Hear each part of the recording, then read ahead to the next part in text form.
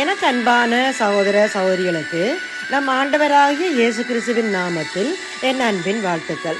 இன்றைய நாள் செய்திக்கான வார்த்தை ஏசாயா 55:1 பணம் இல்லாதவர்களே நீங்கள் வந்து வாங்கி சாப்பிடுங்கள். இது தேவனின் ஓர் ஒப்பற்ற அழைப்பு.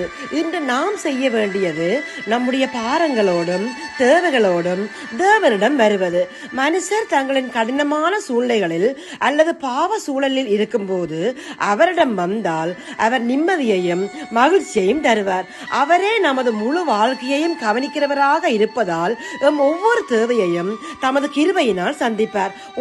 தாகமா இருக்கிறவர்களே நீங்கள் எல்லாரும் தண்ணீர் கலண்டைக்கு வாருங்கள். பணம் இல்லாதவர்களே நீங்கள் வந்து வாங்கி சாப்பிடுங்கள். நீங்கள் வந்து பணமுமின்றி விலையுமின்றி திராட்சரசமும் பாலும் கொள்ளுங்கள் என்று ஏசாயா 55:1 அழைப்பு விடுக்கிறது. மிகவும் இக்கட்டான சூழ்நிலைகளில் இருந்த மக்களிடம் தேவன் இவ்வாறு பேசுகின்றார்.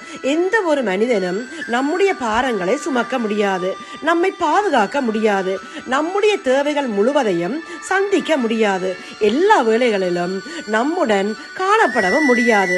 ஆனால் நம்முடைய பரம தகப்பன் எப்பொழுதும் எமக்கு துணையாயிருந்து எமக்கு வேண்டியதை செய்கிறவர். உங்களில் எந்த மனுஷனானாலும் தன்னிடத்தில் அப்பத்தை கேட்கிற தன் மகனுக்கு கல்லை கொடுப்பானா? மீனை கேட்டால் அவனுக்கு பாம்பை கொடுப்பானா? ஆகையால் பொல்லாதவர்களாகிய நீங்கள் உங்கள் பிள்ளைகளுக்கு நல்ல ஈவுகளை கொடுக்க அறிந்திருக்கும் போது பரலோகத்தில் இருக்கிற உங்கள் பிதா தம்மிடத்தில் வேண்டிக் கொள்கிறவர்களுக்கு நன்மையானவர்களை கொடுப்பது அதிக நிச்சயம் அல்லவா? இதோ உங்களுக்காக ஒரு குட்டி கதை.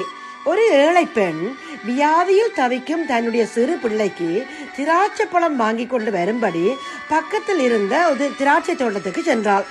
அங்கிருந்த காவல்காரரிடம் தன்னிடமிருந்த பணத்தை கொடுத்து கொஞ்சம் திராட்சை பழம் கொடுக்கும்படி கேட்டாள்.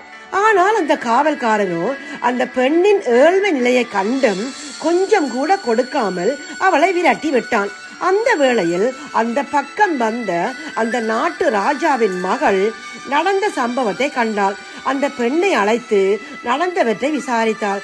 அப்போது அந்த பெண் தன்னிடமிருந்த சிறு பணத்தை அந்த இளவரசியிடம் கொடுத்து, அம்மா, இந்த பணத்தை வைத்துக்கொண்டு என் மகளுக்கு திராட்சை பழம் தாருங்கள் என்று கெஞ்சி நின்றாள். அப்போது அந்த இளவரசி அந்த பெண்ணை பார்த்து, உனக்கு புரியவில்லையா? இந்த தோட்டம் என்னுடைய தகப்பனாருடையது. என் தகப்பனார் ஒரு வியாபாரி அல்ல, அவர் இந்த நாட்டின் ராஜா. அவர் பணத்துக்கு கொடுப்பவர் அல்ல.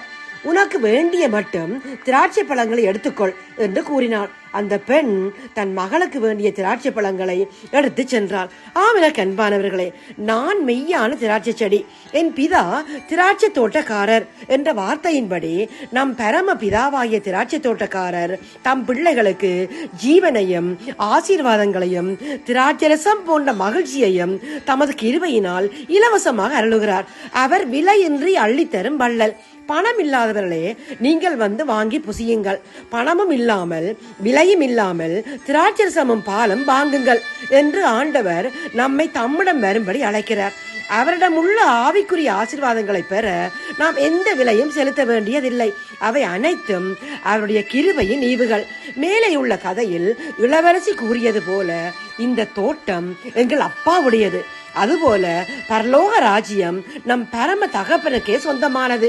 அதை நம் சொந்த புண்ணியத்தாலோ கிரயத்தாலோ சம்பிரதாயங்களாலோ பெற்றுக்கொள்ள முடியாது. எனவே இன்று ஆண்டவர் விடுக்கும் அன்பான அழைப்பை ஏற்று அவரிடத்தில் வரும்போது அவர் நம் ஆவிக்குரிய தாகத்தை தீர்த்து நமக்கு ஜீவனையும் சமாதானத்தையும் நிறைவான ஆசீர்வாதங்களையும் தந்திருவார். இந்த நம்பிக்கையோடு இப்போது நாங்கள் ஜெபிப்போம். எங்கள் அன்பின் பரலோக தகப்பனே, இந்த நாள் வார்த்தைக்காக உமக்கு சோத்திரம் அப்பா. பணம் இல்லாதவர்களே நீங்கள் வந்து வாங்கி புசியுங்கள் என்று எங்களை அன்போடு அழைக்கும் உம்முடைய கிருபைக்காக நன்றி அப்பா. கர்த்தாவே, எங்களுடைய ஆவிக்குரிய தாகத்தையும் வாழ்க்கையின் எல்லா தேவைகளையும் நீரே நிறைவேற்றுகின்றவர் என்பதை நாங்கள் விசுவாசித்து எங்கள் பாரங்களையும் கவலைகளையும் உம்முடைய பாதத்தில் வைக்கிறோம் அப்பா.